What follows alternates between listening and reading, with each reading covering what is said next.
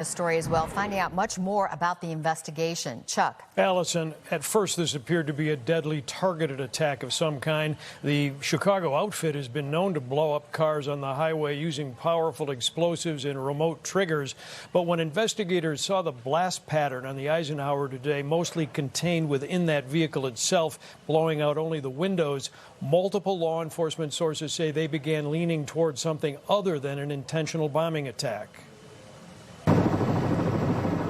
The explosion in a confined space was intense enough to kill the driver and blast out the windows, but didn't destroy the SUV. That was clue number one. It was likely to be something other than a professional bombing attack, according to multiple senior law enforcement officials who spoke with NBC Chicago.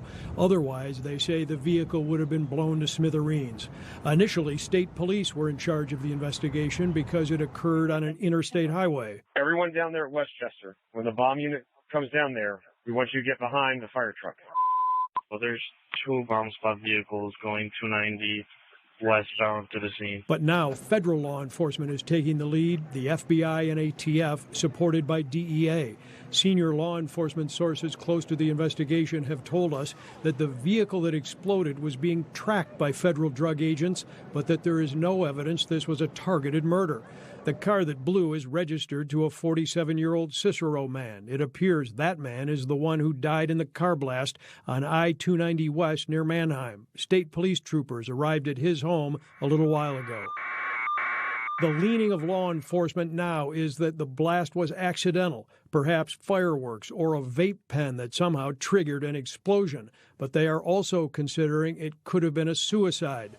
They say, however, it is early in their investigation, and officially the cause is undetermined. Again, that early speculation this was a drug cartel hit is not the direction law enforcement is taking. More than likely, according to several high-ranking law enforcement sources, this was an accident or maybe suicide, but one that tangled the late morning rush right into the evening. Allison. Chuck, thanks so much for your hard work today.